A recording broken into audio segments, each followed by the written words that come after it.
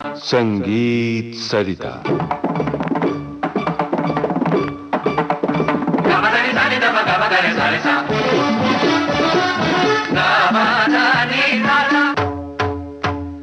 भारतीय ताल वाद्य और फिल्म संगीत।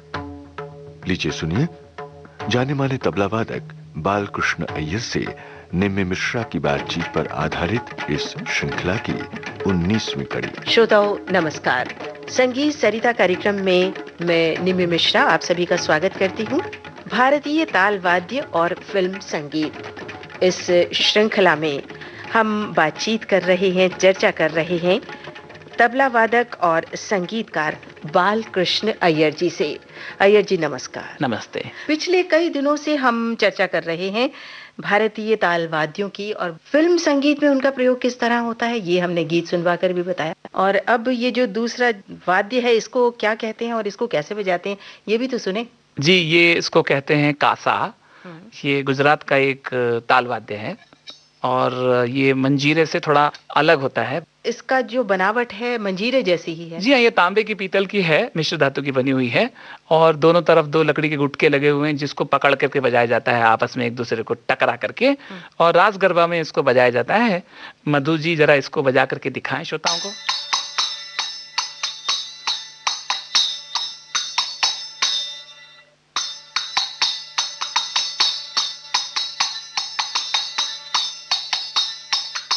बहुत सुंदर। और ये अब अगला जो वाद्य है इसको मंजीरा ही कहते हैं ना? जी हाँ, बिल्कुल सही कह रही हैं आप। कासा से देखिए इसकी शक्ल जो है छोटी है, साइज इसका बहुत छोटा है और इसको लकड़ी के गुटके के ऊपर ना लगा करके इसको रस्सी से दोनों को आपस में बांध दिया गया है, एक डोरी से बांध दिया। हाँ, और इसमें अलग अलग सुर का अलग अलग मंजीरा होता है। अच्छा। काली 1 का होता है, काली 2 का होता है, या काली 4 का होता है। तो गाने के हिसाब से ये भजन, मैंने कहा ना आपसे कि इसका उपयोग ज्यादातर भजन के साथ किया जाता है, कीर्तन में इसका उपयोग किया जाता है। तो जिस सुर में वो गायक गाता है उस सुर के मंजीरे को उसके साथ में बजाया जाता है। अलग अलग सुर के जो मंजीरे होते हैं उन्हें अलग अलग। मधु जी जरा मंजीरा बजा के दिखाएंगे।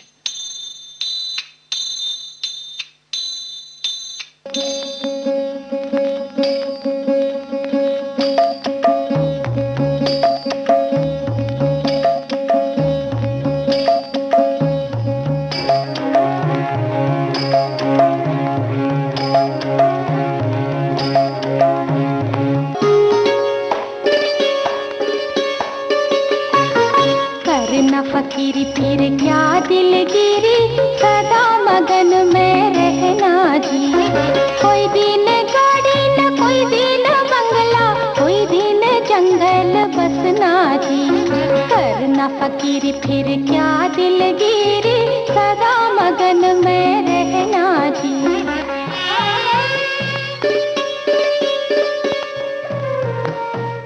तो जिस सुर में वो गायक गाता है उस सुर के मंजीरे को उसके साथ में बजाया जाता है।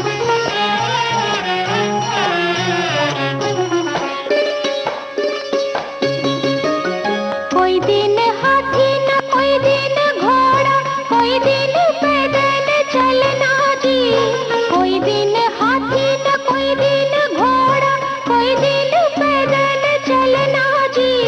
कोई दिन खजान कोई दिन लाडो, कोई दिन पाकम पाका जी। करना फकीरी फिर क्या दिलगिरी, सदा मगन में। मैं आपको नवरंग फिल्म के गीत का ये हिस्सा सुनवा रही हूँ। इसमें जो ताल वाद्य है वो बहुत ही सुंदर लगता है सुनने में, और हमारे बहुत सारे जो श्रोता हैं उन्हें भी अच्छा लगता होगा। पर इसको क्या कहते हैं और किस तरह बजाया जाता है इस बारे में आप बताएंगे। तो पहले सुनते हैं ये हिस्सा।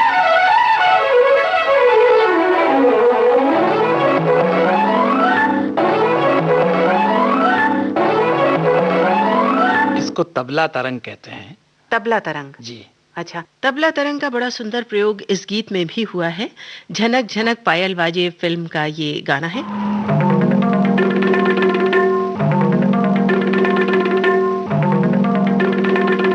तो ये कैसा होता है तबला तरंग? बहुत सारे तबले होते हैं। हाँ जी, जैसे एक कोई राग है, जैसे मालकौंस है या फिर बागेश्वरी है, तो अगर यदि उस कंपोजिशन में वो राग लिया है तो उनके स्वरों के हिसाब से तबलों को मिलाना पड़ता है। अच्छा, कितने तबले होते हैं, ऐसी कोई संख्या? जैसे उस राग में जितने सुर होते हैं, जैसे जी। 5 सुर का राग है तो 5 तबले रहेंगे और पांचों सुर में सा रे ग म ध सा या सा रे ग प नी सा जैसे राग के सुर होंगे, उसके हिसाब से तबले को उन सुरों में मिलाया जाता है। उसके बाद में जो कंपोजिशन है उसको थाप दे के एक के बाद बजाया जाता है, तो एक पूरी श्रृंखला बनती है। अच्छा, उसको तबला तरंग कहते हैं। मतलब डग्गा एक ही होता है? डग्गा होता ही नहीं है, केवल इसको हाथ से बजाया जाता है, तबला ही तबला रहता है, अलग अलग सुरों में मिला के बजाया जाता है। बाद में पूरी कंपोजिशन के बजाने से एक पूरा फ्रेज बन जाता है। अच्छा, उस राग का स्वरूप भी निकलता जी, है जी। और सुनने में बहुत ही अच्छा लगता है। बिल्कुल। इसको बीच में इफेक्ट देने के लिए खासतौर से संगीत निर्देशक इसका उपयोग करते हैं फिल्म संगीत में। जी, जैसे कोई सितार का पीस होता है, जैसे कोई सरोद का पीस होता है, उसी तरह एक तबला तरंग का छोटा सा पीस होता है। पहले जो संगीत प्रधान फिल्म जो हैं उनमें इसका उपयोग बहुतायत से किया गया है। नामचीन वादक अन्ना जोशी साहब बहुत इसको अच्छा बजाते थे और सभी फिल्मों में उन्होंने ही ज्यादा करके तबला तरंग बजाया हुआ है। हाँ, मतलब तबला तरंग जो है पूरे गीत में साथ साथ नहीं चलता, जी नहीं, सिर्फ एक जगह एक ही बार उसका प्रयोग करके पीस के हिसाब से, छोटा सा जी। हाँ, और एक ही व्यक्ति इसको बजाता है। जी हाँ, एक ही व्यक्ति दोनों हाथों से बजाते हैं इसको। दोनों हाथों जी, से दोनों हाथों से, तब ये प्रभाव बनता है। तब ये प्रभाव पड़ता है। चलिए, बहुत अच्छी जानकारी हमें मिली।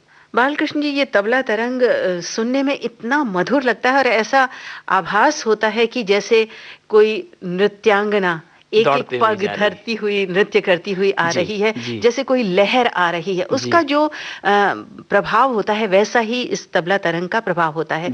और कई बार तो ऐसा लगता है जैसे घुंघरू की ध्वनि निकल रही है। जी, बिल्कुल। अच्छा, एक बात घुंघरू से मुझे याद आ रही है कि घुंघरू भी तो तालवाद्य ही है ना? बिल्कुल है। अच्छा, जहाँ तक तालवाद्य के रूप में आप मुझसे पूछेंगी तो मैं कहूँगा कि जैसे कव्वाली वगैरह है तो इसमें घुंघरू का इस्तेमाल जो है तबला वादक अपने दाएं हाथ में उसको कलाई में घुंघरू को बांध के और बाएं को गोद में रख के और बाएं के ऊपर आघात करके रिदम में उसकी आवाज निकालते हैं। तो इस तरह उसका इस्तेमाल कव्वाली में होता है। और घुंघरू बजा के तो सुनाए? हाँ बिल्कुल, देखिए वो लेके आए हैं घुंघरू, छोटे भी हैं बड़े भी हैं। पहले छोटे वाले सुना जाए की आवाज कैसी होती है? नितेश जी सुनाइए, कैसी होती है छोटे घुंघरुओं की आवाज?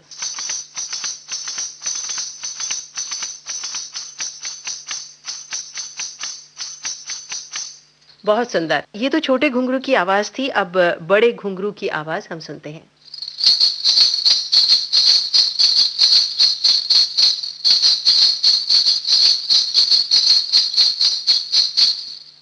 अच्छा, किसी डांस स्टेप में किस तरह से घुंघरू बजाते हैं, ऐसे ये भी आप रिदम में बजाते हैं तो वो कुछ सुनाइए।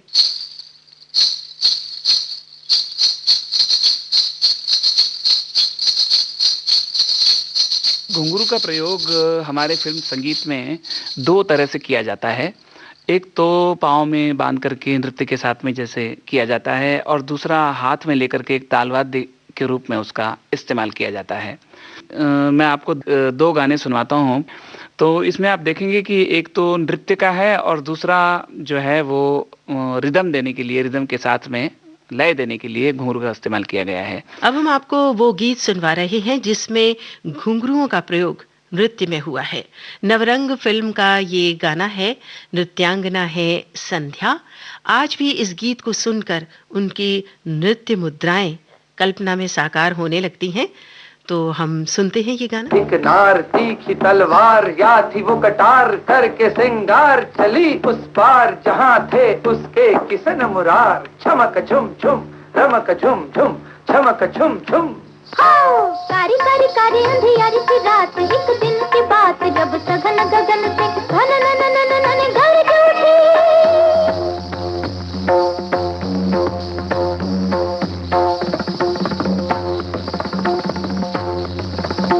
गरज उठी सावन की घटा, घूंघट में छुपा कर चपल चपल बिजली की छटा।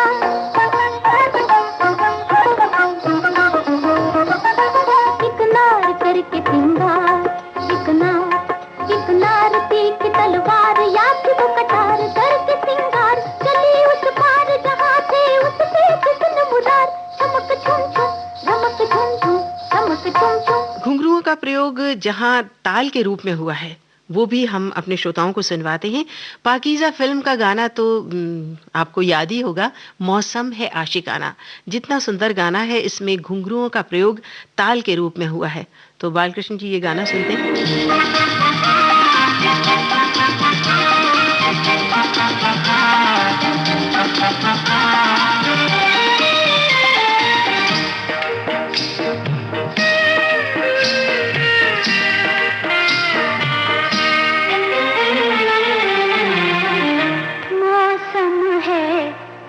आशिकाना है दिल कहीं से उनको ऐसे में ढूंढ लाना, ऐसे में ढूंढ लाना।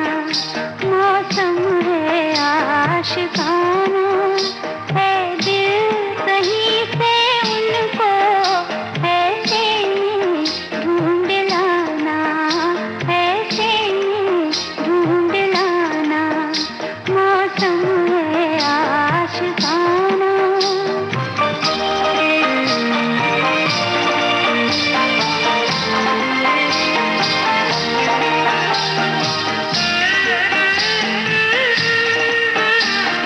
कहना कि रुत जवां है और हम तरस रहे हैं।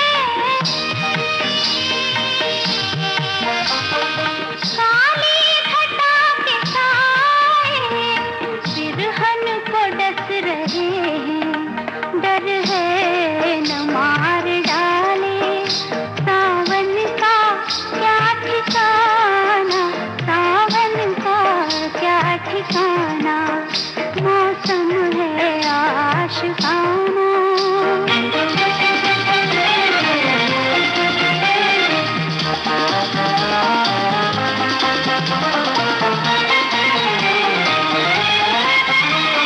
सूरज कहीं भी जाए तुम पर न धूप आए, तुम पर न धूप आए। तुमको पुकारते हैं इनके सूं के साए। आ जाओ मैं बना दूं पलकों का शामियाना, पलकों का शामियाना।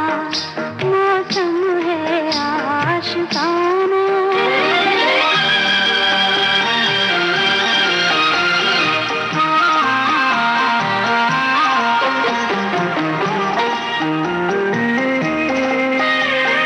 फिरते हैं हम अकेले बाहों में कोई ले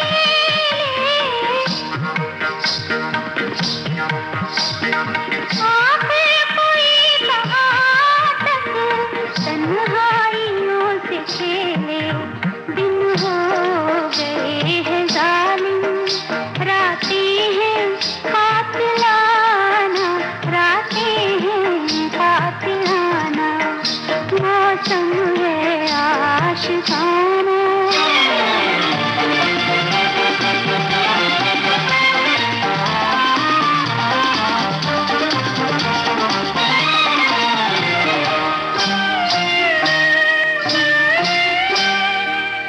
भारतीय तालवाद्य और फिल्म संगीत। जाने माने तबला वादक बालकृष्ण अय्यर से निम्मी मिश्रा बातचीत पर आधारित इस श्रृंखला की ये थी 19वीं कड़ी। तकनीकी सहयोग दिलीप कुलकर्णी का था। प्रस्तुति सहयोग दिया वीणा राय सिंघल और विविध भारती की ओर से इसे आपकी सेवा में प्रस्तुत किया कांचन प्रकाश संगीत ने।